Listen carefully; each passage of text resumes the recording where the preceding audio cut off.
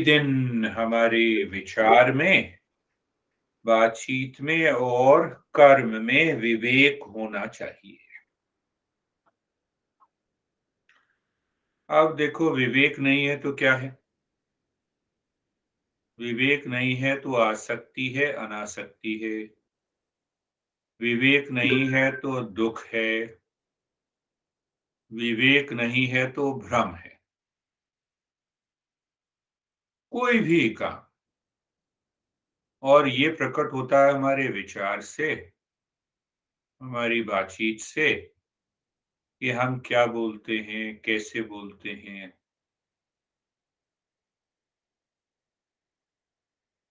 नहीं, मेरी क्लास अब मेरा मेरा मेरे मैं बड़ा बिज़ी हूँ, मैं कल से आपकी क्लास अटेंड नहीं करूँगा, नहीं करूँ।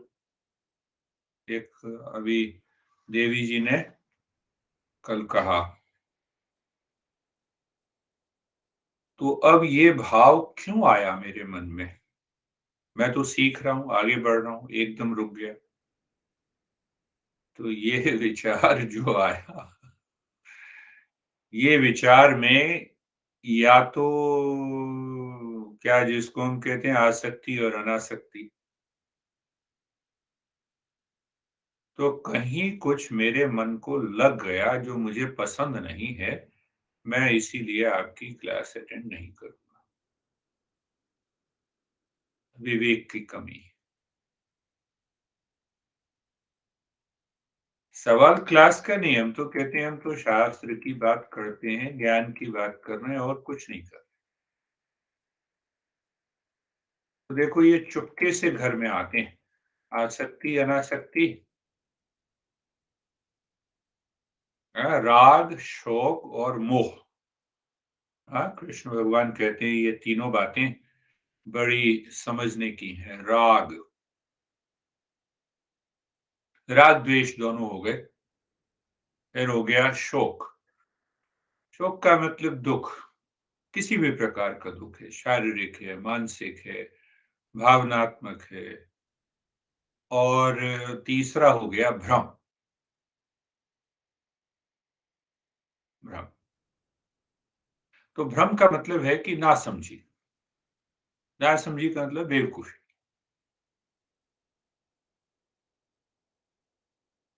99% या यूं मैं कहूं कि 100% हमारे जीवन में दुख इन तीनों कारणों से आते हैं। हम कल सुखी होना चाहते हैं, आज दुखी हैं। दुखी रहकर हम काम कर रहे हैं। क्या परेशानी हो गई, मैं क्या करूं, जॉब पे जाना पड़ता है, परेशान हो गए, किधर बॉस ये कहता है, हाँ, इधर नीचे वाले लोग मुझे ये कहते हैं, ताना मारते हैं, बड़ा दुखी हूं। पर जॉब पे तो जा रहे हैं और दुखी होके जा रहे हैं। ये कारण है इसका, राग, शोक और मोह। ये समझना है, इस ढंग से समझना है। क्यों इस ढंग से समझना है कि जीवन में बाहर क्या कोई भी परिस्थिति, कोई भी व्यक्ति, कोई भी घटना दुख का कारण नहीं है। मैं स्वयं दुख का कारण। ये अगर समझ में आ गया, और ये चौबीसों घंटे हम इस भाव में बने रहे, तो हम विवेक के साथ काम कर रहे हैं। फिर बाहर की परिस्थिति को हम अपने मन में आने ही नहीं दे सकते, बाहर की कैसी भी परिस्थिति हो। अब हमने ये देखा कि बॉस तो जो है अपनी पत्नी से ही परेशान है बेचारा, इसीलिए अपनी भड़ास जो है वो हम पे निकालता है। बस वो थैंक यू कह दो कि और निकाल दो भड़ास, कुछ शांति रहेगी। अब प्रभाव नहीं पड़ता। अब हमने ये समझ लिया। या फिर बॉस के अंदर अहंकार है, भ्रम है, मिसअंडरस्टैंडिंग है, नासमझी है, इसके कारण वो ऐसा व्यवहार कर रहा है, तो फिर हमें परेशानी नहीं होती। छोटी से छोटी बात पर जीवन में प्रत्येक जो सुबह उठते हैं ना, तो विचार आ गया तो मैं बोलना है, बोलना है तो हमें कर्म करना। तो वो जो विचार शुरू में मन के अंदर आया है, उस विचार को वो हमारे भाव में, हमारे स्पीच में और कर्म में बदलने से पहले हम सजग हैं। अब देखो, अब पत्नी एक काम कर रही है, तुम्हारे मन में वो भाव है कि भई इसको ये काम नहीं करना चाहिए। अब तुम बोलते नहीं हो, तो उसके संस्कार बन गए। एक दिन वो भड़ास में निकल जाएगा। भड़ास में निकल गया तो फिर दुविधा आ गई देवी जी। तो ये नहीं निकलना है। अपने मन को संतुलन में रखना है और मन को संतुलन में रखने के लिए विवेक चाहिए और असंतुलित मन किसमें होगा? राग, शोक और मोह में। ये बात अपने मन के अंदर हमें बार-बार समझनी होगी, बार-बार समझाना होगा। क्यों समझाना होगा? क्योंकि लाखों करोड़ों संस्कार हैं।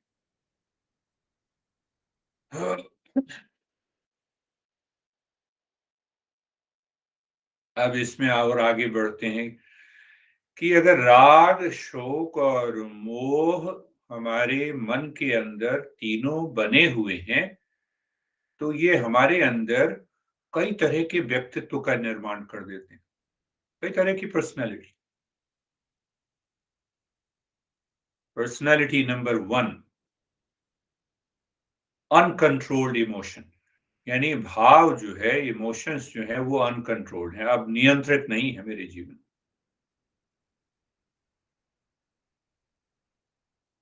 पहला व्यक्तित्व,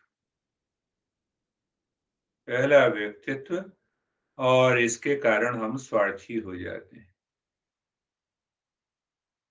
और स्वार्थ होने के साथ-साथ व्यक्तित्व हमारा रिएक्ट करता है, छोटी से छोटी बात पे रिएक्ट करता है, शांत रहना होगा। दूसरी तरह की पर्सनैलिटी हमारी क्रिएट हो जाती है कि हमारा मन को ऐसा लगता है कि मेरा स्वस्थ संबंध नहीं है किसी भी व्यक्ति से, पति से, पत्नी से, बच्चे से, बॉस से, कलीग से, मन झुंझलाहट में रहता है। मन हमेशा झुंझलाहट में रहेगा।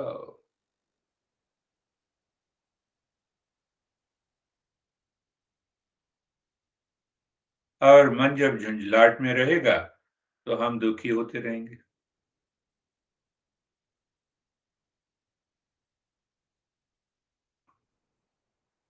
तीसरा भ्रम के कारण, देखो पहला तो वो राग द्वेष से आया, है, दूसरा शौक से आया और तीसरा आया भ्रम से यानी नासमझी से।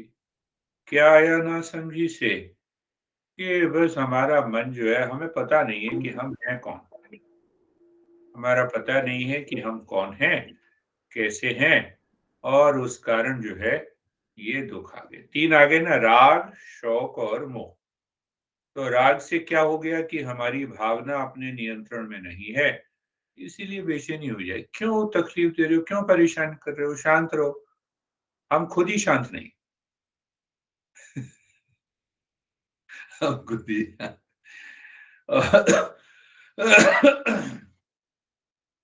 और दूसरा जो शौक है हमारे अंदर, चिड़ा मतलब चिड़चिड़ापन आ गया, तो चिड़चिड़ापन आ गया, उसका कारण ये है कि हमारा बाह्य परिस्थितियों, व्यक्ति और स्थान से स्वस्थ संबंध नहीं है। कितनी भी विकट परिस्थिति हो, मन शांत बना रहे। क्यों नहीं बनेगा? वही 3 कारण है, राग, शोक और मोह। विवेक चाहिए और ये सब कुछ साधना हमारे बुद्धि के अंदर होगी, बाहर से नहीं। भई अपने को नियंत्रण में, भावना के नियंत्रण में रखना है, तो मन जब सोचेगा तभी तो होगा। बुद्धि जब इस पे विचार करेगी ना कि अरे क्यों खामखा, क्यों भावना पे नियंत्रण क्यों नहीं रखते हो? रोक लो, छोड़ दो। जो दूसरा बाहर की परिस्थिति, बाहर का व्यक्ति नहीं समझता है, ना समझे। हम तो समझ लें, वो मन को काम करेगा और ये हम तो समझ लें, ये विवेक का कारण है।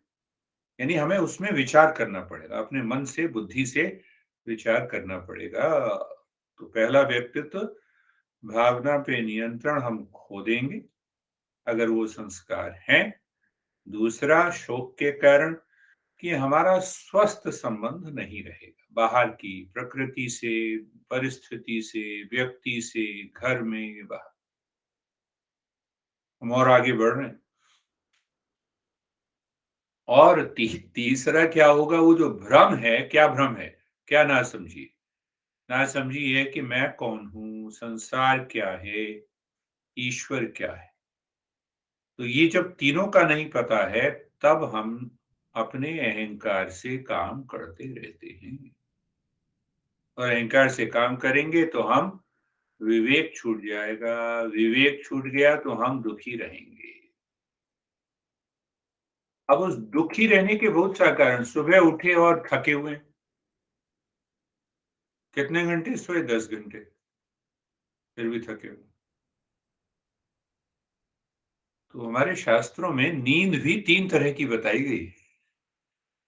एक सात्विक निद्रा है। सात्विक निद्रा में मन इन तीनों पर नहीं टिका हुआ। किन पर? राग, शोक और मोह पर। तो 3 घंटे की नींद भी तुम्हारी 10 घंटे की नींद के बराबर है। और राजसिक निद्रा में मन में बेचैनी है। 10 घंटे सोए, नींद नहीं पूरी हुई। और तामसिक अगर निद्रा है, तो सुबह उठे तो मन में चिड़चिड़ापन है, शरीर में थकान है। देवी जी को सुनाना है। तो ये मन में थकान है, मन भी बड़ा चिड़चिड़ापन है, शरीर में थकान है, कुछ करने की इच्छा नहीं है, फिर भी मजबूरी में काम करना पड़ रहा है। तो ये संस्कार को बनाते जाए। तो गुरु क्या करते हैं? गुरु कहते हैं कि गुरु यही सिखाएगा कि भावना पे नियंत्रण कैसे करना है, उसकी जड़ कहाँ है। दूसरा ये सिखाएगा कि स्वस्थ संबंध बनाने के लिए हमने अपने मन को दिशा देनी है। बाहर की कैसी भी परिस्थिति हो, कितनी भी विकट परिस्थिति हो, और ये गुरु बताता है शास्त्रों से। और तीसरी बात वो बताएगा कि उस अज्ञान को, नासमझी को कैसे दूर करना।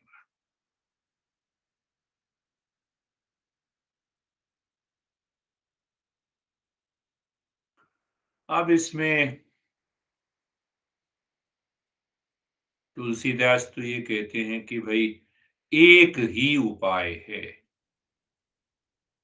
क्या उपाय है? कि पूरा समर्पण हो जाए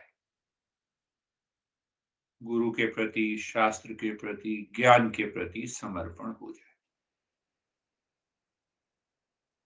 फिर समर्पण को समझना है तो समर्पण क्या? हाथ जोड़ लिए, पैर छू लिए नहीं। हमारा मन, हमारा मन 100%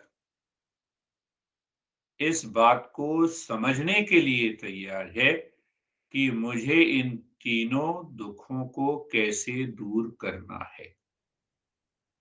इसका नाम समर्पण।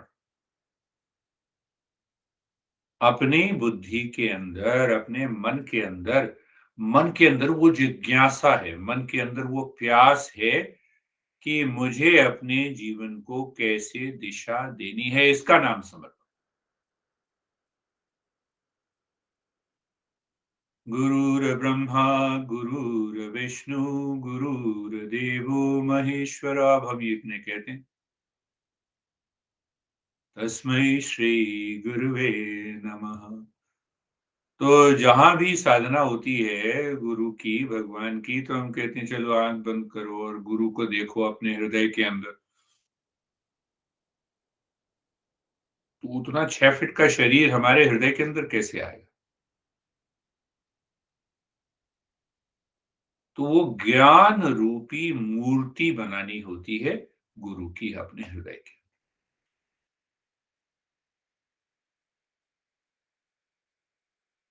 ध्यान मूलम गुरुर्मूर्ति, जो ध्यान मूलम गुरु, तो ध्यान का क्या मूल है कि वो गुरु की मूर्ति मेरे हृदय के अंदर बैठी रहे 24 घंटे। क्यों बनी रहे? भावना पे नियंत्रण के लिए, स्वस्थ बाहर स्वस्थ संबंध बने रहे और ना समझी दूर। 24 घंटे आंख खोल के आंख बंद करके। तो समर्पण का एक ही मतलब है कि मेरा मन कितना स्वच्छ है, मेरा मन में कितनी प्यास है,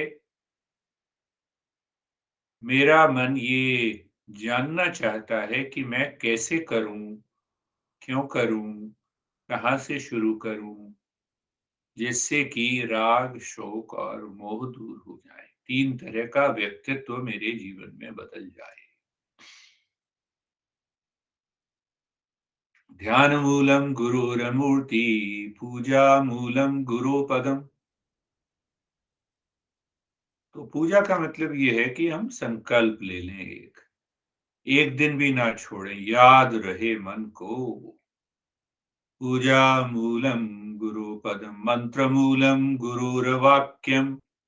देखो तीनों तीनों, ये जो 3 बातें हैं, हाँ, मंत्र मूलम गुरुर्वाक्यम, मोक्ष मूलम गुरु कृपा। ये चारों जो बातें हैं यही समाधान है।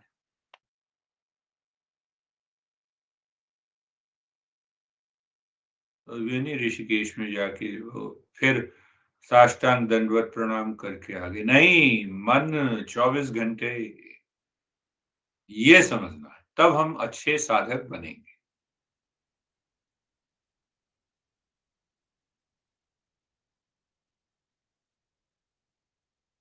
क्या क्या हमारे शास्त्रों में। तो साधक का मतलब ये है कि वो मन को बड़ा सूक्ष्म बना रहा है, स्थूल से सूक्ष्म बना रहा है। स्थूलता पहली क्लास है। साष्टांग दंडवत प्रणाम करना और कहीं गुरु मिल जाए, कहा जहां भी दिखें, फिर भी हम शरीर को कहें कि तुम झुको, पर मन के अंदर भाव हो और बुद्धि के अंदर सजगता हो।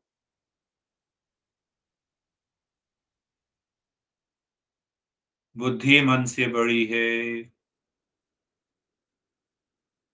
मन शरीर से बड़ा है, और केवल अगर ये बुद्धि के अंदर ही बैठ जाए, सब कुछ हो गया। तो इसीलिए कहा है, मंत्र मूलम गुरुर वाक्यम, मोक्ष मूलम गुरु कृपा। अब इसी बात को ले लो, इसी से हम और गहराई में जा सकते हैं। तो जब हम कहते हैं, क्या कहते हैं, गुरुर पूजा, पूजा मूलम गुरुर पदम, ध्यान मूलम गुरुर मूर्ति। तो वो मूर्ति को हम देखते हैं कहाँ पर? अपने हृदय के अंदर। अपने को नहीं देखते। तो हम अपने को देखेंगे तो अपने अहंकार को देखा, तो अहंकार के दोस्त हैं। अहंकार का कौन दोस्त है? आसक्ति, अनासक्ति, राग, शोक और मोह, ये तीनों दोस्त हैं। तो हमने जड़ से पकड़ा उसको। ये पकड़ना है, अपनी जड़ से पकड़ा, कहाँ मूल क्या है। जैसे अभी ने कहा ना कि ध्यान मूलम गुरुर मूर्ति, तो ये राग, शोक और मोह का मूल क्या है? अहंकार। अहंकार बुद्धि को ढक देता है। तब हम दुखी भी हैं, हमें पता है हम क्यों दुखी हैं। अरे आधे घंटे ध्यान भी तो कर लो, शांत हो जाएगा मन। अरे नींद जो पूरी नहीं हुई वो नींद कम हो जाए, नहीं करना। तो बड़ा सूक्ष्म अहंकार है। तो अहंकार के दोस्त हैं राग, द्वेष। राग द्वेष एक एक कैटेगरी हुई, भ्रम, नासमझी दूसरी कैटेगरी हुई, और उसके कारण हम दुखी हैं। तो उपाय क्या है? सरेंडर, समर्पण। तो समर्पण स्थूल से सूक्ष्म की ओर जाना है। सूक्ष्म का क्या मतलब? शरीर से ऊपर मन, मन से ऊपर बुद्धि। तो बुद्धि में क्या होगा? विवेक आएगा। अब थोड़ा-सा और गहराई में देखें तो वहाँ पे है क्या है? वो इसी श्लोक को ले लेते हैं। हाँ, ध्यान मूलम गुरुर्मूर्ति। तो बार-बार मन गुरु की मूर्ति के ऊपर अपने हृदय में जाए, समर्पण भाव से, तो हमारी भावना नियंत्रित होती है। जो अननेसेसरी जो इमोशंस हैं, गुस्से के इमोशन, परेशानी के इमोशन, ये कंट्रोल हो। इसीलिए वो श्लोक है, ध्यान मूलम गुरुर्मूर्ति। तो कभी भी कर लो ना, ध्यान मूलम गुरुर्मूर्ति। अभी अहंकार आया था, ध्यान मूलम, अहंकार की जगह गुरु को बिठा दिया मन में। कभी भी कहीं भी, ऑफिस में, परिवार में। तो क्या तो क्या होगा कि जो अनकंट्रोल्ड इमोशंस हैं, जो कि हमारी भावना नियंत्रित में नहीं है और जिसको अहंकार बड़ा तूल दे रहा है, वो शांत हो जाएगी। अब तो गुरु बैठे हुए हैं, गुरु तू कर। तो गुरु ये बात बताता है, गुरु ये सिखाता है कि संकल्प देता है कि ये इस संकल्प से काम करो, भावना के संकल्प से काम मत करो। मूल बात फिर भी विवेक की। फिर अपने संबंध, स्वस्थ संबंध बनाने के लिए, हाँ, गुरु क्या बताता है कि श्रेयस क्या है, प्रेयस क्या है? कहीं भी गुरुदेव की कोई भी बातचीत, कोई भी हम सुन लें तो उसमें वो बार-बार कहते हैं विचार करो। विचार का मतलब वही विवेक हुआ। और गुरु तीसरी बात देता है, ज्ञान देता है। ज्ञान किसका? कि स्व, हम कौन हैं, संसार क्या है। बार-बार हमारे मन के अंदर बिठाता है। तो मंत्र मूलम गुरुर वाक्यम। मंत्र मूलम गुरुर वाक्यम, यानी गुरु के जो वचन हैं, शास्त्र के जो वचन हैं, जिससे कि हमारे जीवन में सुधार आए।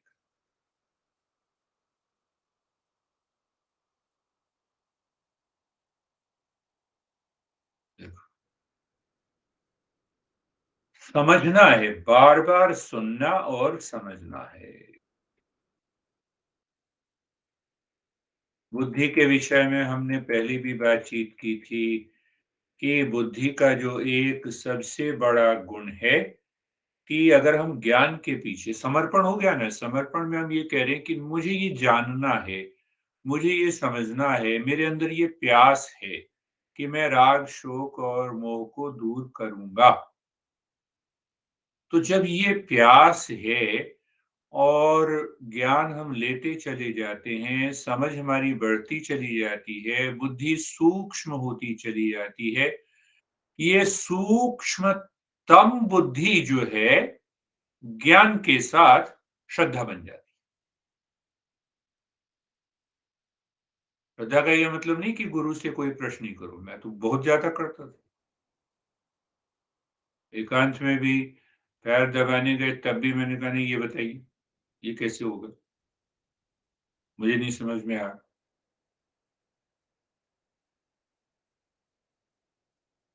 तो वही बात हम, हाँ, गुरुरमूर्ति, गुरुदेव अब बताओ, आँखें खोलो, मन की आँखें खोलो। बार फिर मैं कह रहा हूँ, श्रद्धा और बुद्धि को हम ये समझते हैं जैसे बड़ी दूर-दूर। तो दूर-दूर है तो अंधी श्रद्धा हो गई। अंधी श्रद्धा में क्या होगा? राग, शोक और मोह बने रहेंगे, अहंकार बना रहेगा।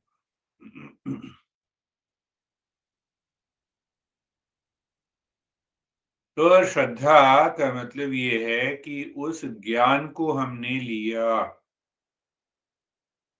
उस ज्ञान को हमने अपनी बुद्धि में बिठा के रख दिया। तो हमारा मन जो स्थूल था वो सूक्ष्म होता चला गया, इतना सूक्ष्म हो गया, इतना सूक्ष्म हो गया कि एकदम सजगता आ गई।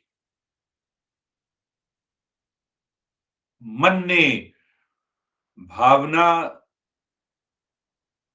मन ने कोई नेगेटिव इमोशन हमारे मन के अंदर आई और उसी समय बुद्धि इतनी सूक्ष्म स्तर पे पहुंच गई, शांत। उसका नाम श्रद्धा।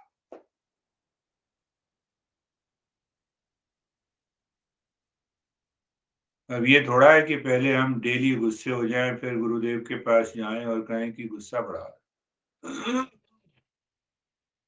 तो ये तो जीवन चलता रहेगा ऐसे।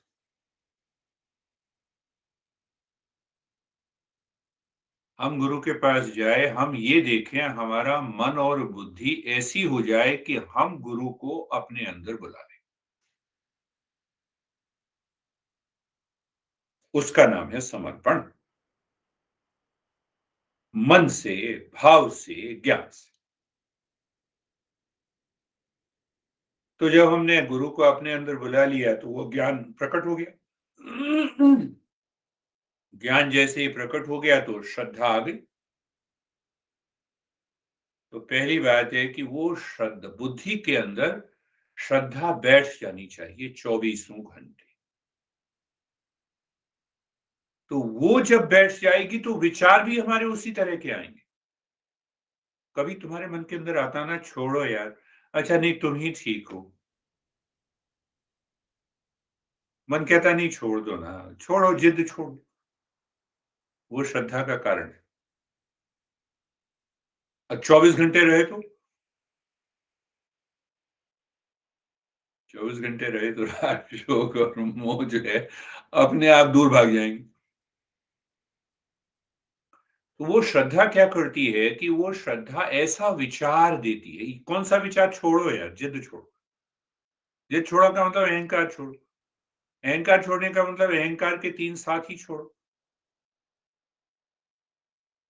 तो ओशो जिसको सजगता कहते हैं वो ये सजगता।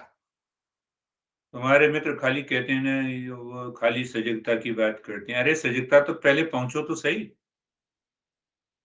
ऐसे ही हो जाएगा। कहते हैं सजग रहो। अरे मैं सजग हूँ, मेरे को गुस्सा आ रहा है, मैं गुस्से के प्रति सजग हूँ, तो उससे थोड़ा होगा। पीछे समझना भी तो होगा गहराई से। राग शोक और मोह को समझना भी तो होगा।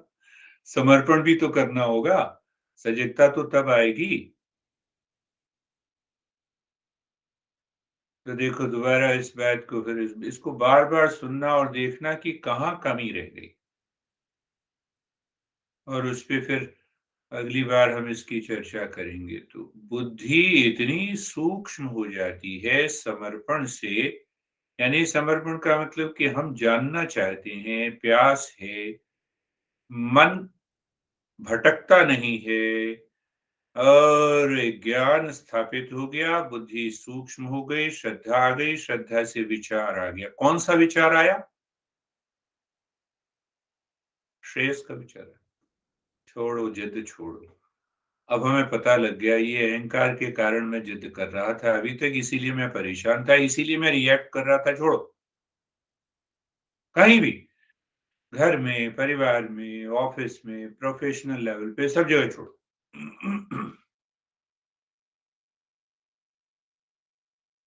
मैंने जवाब नहीं दिया अभी। एक तुम्हारे ग्रुप में ही मित्र हैं, महाराज जी। तो उन्होंने लिखा कि कहाँ आप वासना और भ्रम के संसार में अमेरिका में बैठे हुए हैं, जल्दी इंडिया आ जाओ। तो मैंने लिखा नहीं, पर मेरे मन में ये प्रश्न आया कि भाई तुम वहां बैठे बैठे क्या कर रहे हो? तुमने क्या कर लिया? तुम तो भारत में ही। विपुल महाराज, तुमने क्या कर लिया अभी? तुम तो वही हो। गुरुदेव के आश्रम में क्या कर लिए? अब भी भटक रहे। बाह्य परिस्थिति, बाहरी घटना से हम फूल प्रूफ हो जाएं, उसका नाम है श्रद्धा, उसका नाम है समर्पण। बाह्य परिस्थिति अब कोई बिगाड़ नहीं सकती कुछ। तो सजगता आ गई, फिर उसी तरह के विचार आएंगे। तो जब उस तरह के विचार आएंगे, श्रेयस वाले विचार आएंगे, तो फिर हमारा जो कर्म होगा, हम जो एक्शन लेंगे, चाहे ऑफिस में एक्शन लें, परिवार में लें, हमारा एक्शन भी, हमारे कर्म भी शुद्धि की तरफ ले जाएंगे। तो ऐसी अवस्था में हमें दुख नहीं होगा, हमारा चुनाव सही होगा।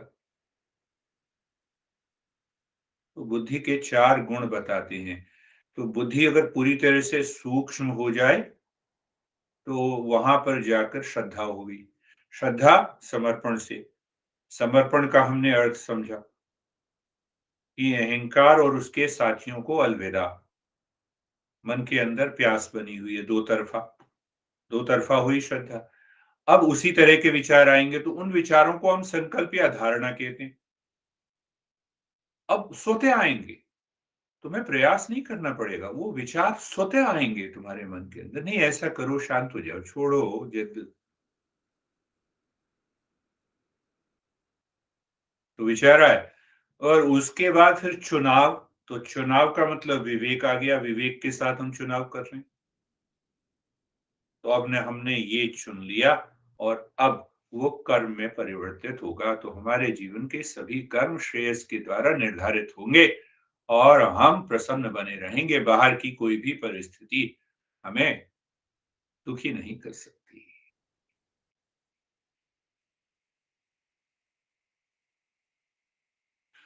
पहले नहीं था बेटा, तब भी दुखी थी। हो गया तो अब दूसरा दुख। लो जी। संसार में दुख ही दुख है, संसार में शांति नहीं। अब बड़ा हो जाए तो ठीक पढ़े तो ठीक, ना ठीक पढ़े तो दुख। कहीं सत गलत संग में पड़ जाए तो दुखी। अरे तुम समझते क्यों नहीं हो? दो, दो प्लस दो चार होते हैं। तो पता नहीं, मैं कितने बचपन से ये जानता हूँ, पता नहीं कहाँ से बेटा आ गया। लो और मुसीबत। मैंने भी किया ये, बाद में फिर मुझे समझ में आया, गुरुदेव ने डांटा, कहते नहीं तुम्हें कोई अधिकार नहीं है कुछ कहने का अपने बच्चे को। तो फिर एक ऐसी अवस्था भी आई, दोनों की, अब वो मैथमेटिक्स में आगे निकल गए।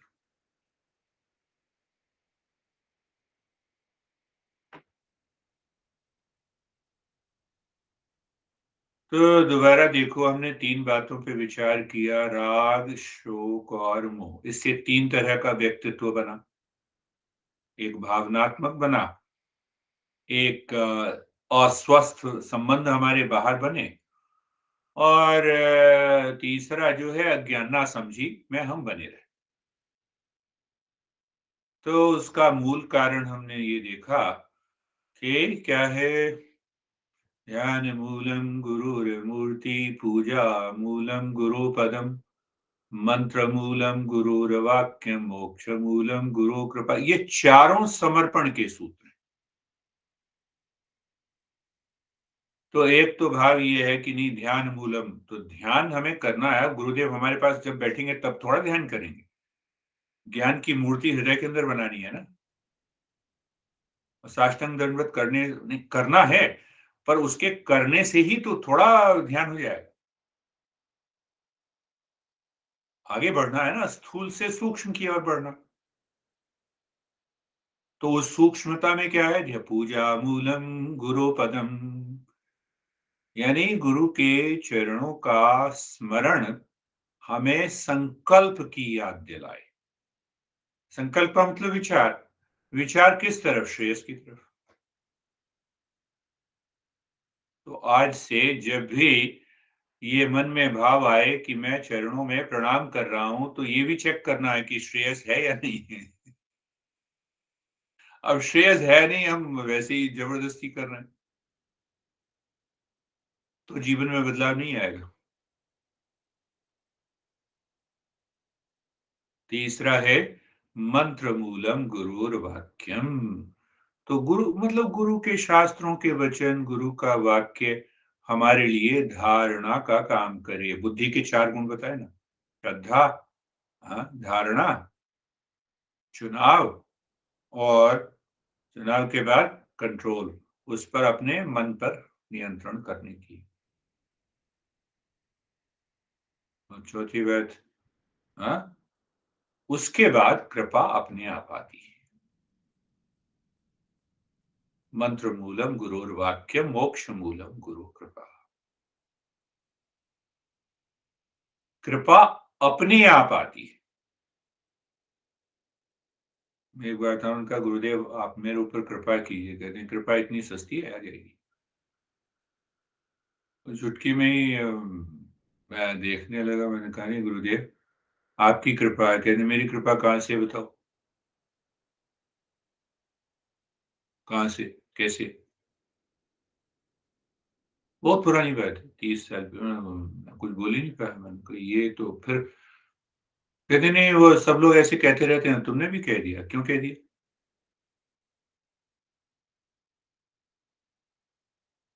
फिर समझाने लगे, फिर कहते हैं मैं सिर पे हाथ रखूँगा कृपा बरस जाएगी। जवाब ही नहीं बने। ये याद अभी तुरंत याद आया। हुँ। नहीं, मैं कृपा कर देता हूँ, तुम्हारे सिर पे हाथ रख दिया तो कृपा बरस गई क्या? तो जवाब ही नहीं बने, क्योंकि अंदर साफ दिखाई दे रहा था कि हाथ रखने से कभी कृपा अ, एकदम शरीर का दुःख दूर हो जाए, मन का दुःख दूर हो जाए।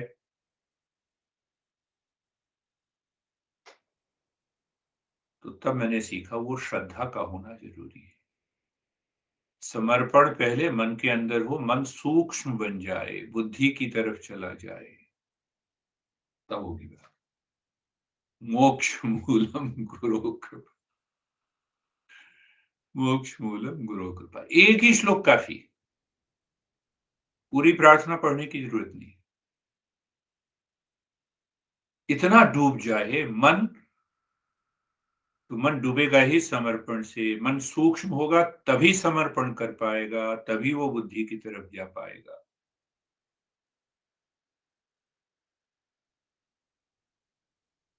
तो इसमें हमने पहले बातचीत की थी कि वो जो अहंकार के ये 3 दोस्त हैं, फिर ये और फैल जाते हैं। तो फैल कैसे जाएँगे? तो उसी को पतंजलि ने कहा है, क्या कहा है? अविद्या, अस्मिता, राग, द्वेष, अभिनिवेश, पंच क्लेशः। अहंकार के 3 दोस्त और उन दोस्तों से ये फिर 5 तरह के दुःख हमारे जीवन में हमेशा बने रहेंगे। पहला दुःख, मैं शरीर हूँ, अज्ञानता का कारण। मैं शरीर हूँ, उसको अभिनिवेश कहते हैं। अब ये क्यों आया? राग द्वेष से आया।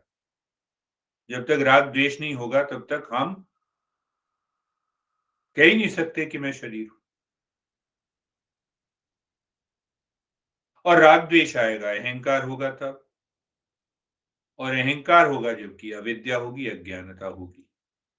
पतंजलि ने 5 तरह की बातें कही हैं, हमने 3 बातों पे उसको खत्म कर दिया। भावनात्मक व्यक्तित्व, अनकंट्रोल्ड इमोशंस,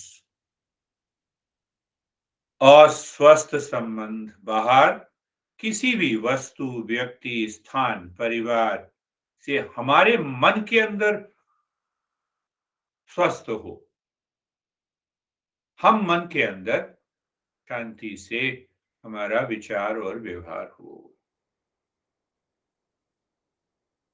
और तीसरा कारण दिया अज्ञानता, कि मुझे ये पता ही नहीं होता अज्ञानता में, अहंकार में, कि मैं हूँ कौन।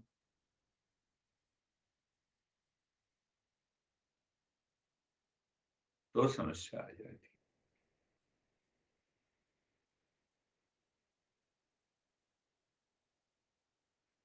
इसको बार-बार देखना। कई बार-बार जब मनन करते हैं हम, तो एकदम फिर मन के अंदर हमारी श्रद्धा आ जाती है। देखो अब श्रद्धा कैसे आ गई कि हमारे मन के अंदर वो भावनात्मक कोई प्रतिक्रिया चल रही है, उसी समय हमने गुरु को बुला लिया अपने मन के अंदर और ये कहा गुरु तुम देखो।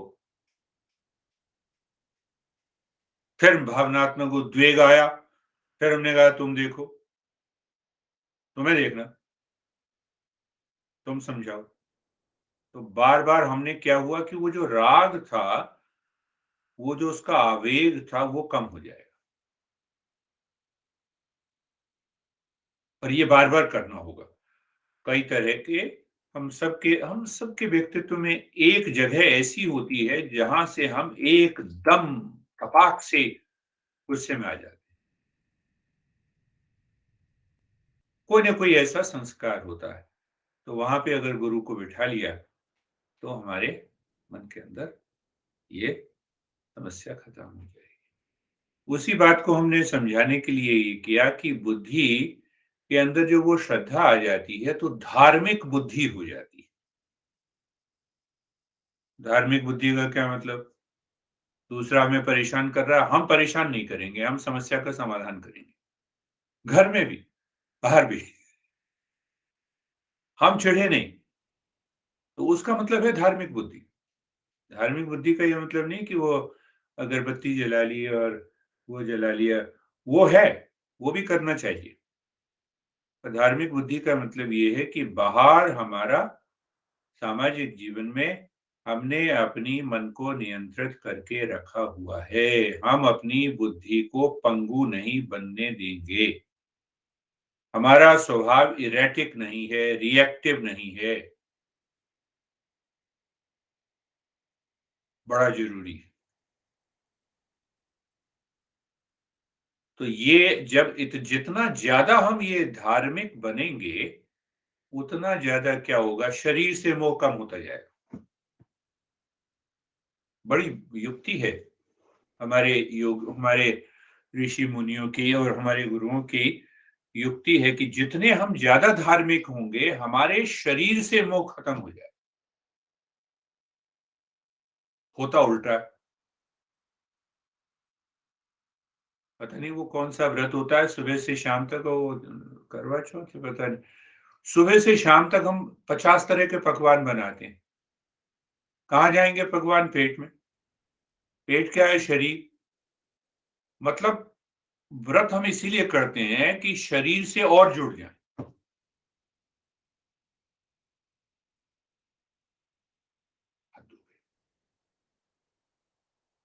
तो धार्मिक बुद्धि का मतलब कुछ अलग है।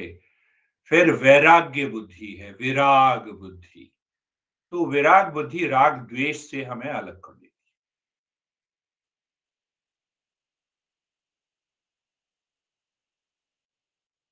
फिर वही बात वापस आ जाओ श्लोक पे, ध्यान मूलम गुरुर्मूर्ति पूजा मूलम गुरु पदम। इन इस लाइन में एक बात छिपी है कि गुरु के प्रति हमारा प्रेम हो गया।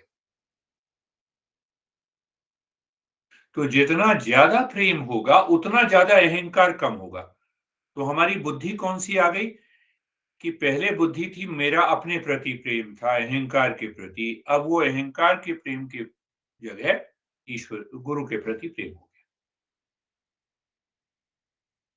ये जो प्रेम की बुद्धि है, ये हमारे अहंकार को दूर करेगी। हमने अभी समझा कि अहंकार के 3 दोस्त, तो वो तीनों कम होंगे, इसीलिए ऐसी बुद्धि। और चौथी अविद्या, नासमझी को दूर करने के लिए हमें क्या, कौन सी नासमझी कि मैं कौन हूं, संसार क्या है। ये संसार 24 घंटे बदलता ही रहेगा, कुछ भी कर लो। सुबह सुखी हो पति या पत्नी से, दोपहर में दुखी हो, शाम को फिर सुखी। संसार इसका नाम। यस यस और नो नो। कई बार नो नो में खुशी है, कई बार ये ऐसे इसमें खुशी। संसार इसका नाम है, प्रति क्षण बदलता रहता है। तो बाहर संसार जो बदलता रहता है, उसको समझना है, क्या है, मैं कौन हूँ, उसको समझना है।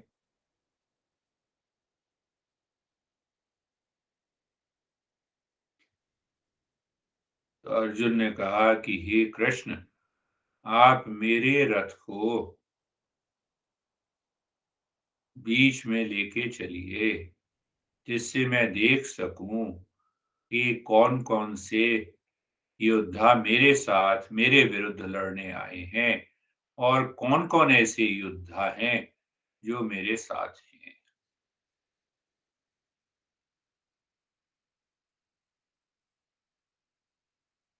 तो मेरे साथ जो लड़ने आए हैं मेरे विरुद्ध, राग, शोक और मोह।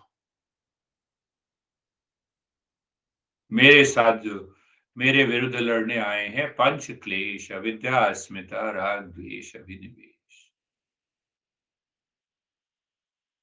और मेरे साथ कौन लड़ेंगे? युधिष्ठिर, भीम, सारे। युधिष्ठिर धर्मराज कहते हैं। उसी का मतलब ये है।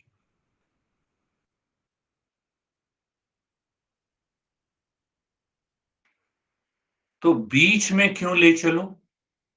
अब ये बात मुख्य समझनी है। बीच में रथ को क्यों ले चलूं? जिससे मैं दोनों को अलग देख सकूं, अलग करके देख सकूं। तभी तो चुनाव होगा कि मुझे किस तरफ जाना है। जब 24 घंटे मैं कोढ़ा रहूं, चिड़चिड़ापना रहे, भावनात्मक उद्वेग रहे, तो चुनाव कहां से होगा? फिर तो मन ये कहेगा दूसरा गलत है, बस। चुनाव तो तब होगा क्योंकि दोनों को मैं अलग अलग देख सकूं ना।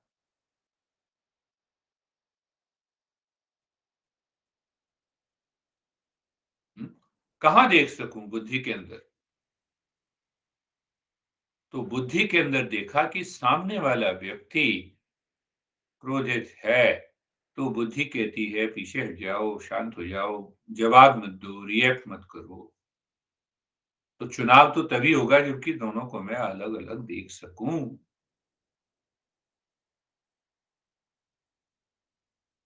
कहाँ भीष्म पितामह, हमें बहुत सारी चीजें बड़ी अच्छी लगती। कहाँ भीष्म पितामह, सबसे बड़े ज्ञानी। राग ने पकड़ लिया उनको, इसीलिए कौरवों की सेना में।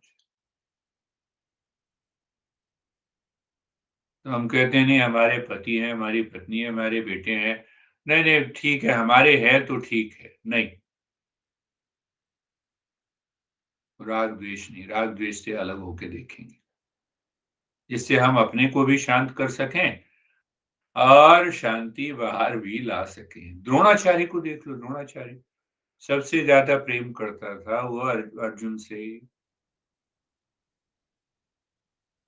आचार्य कौरवों के साथ गड़बड़ हो गई ना। तो वो इशारा है, वो कहानी में एक इशारा है कि भाई,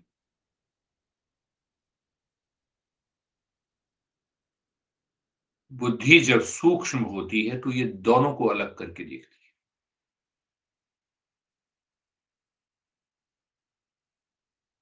उसी का नाम सजगता है।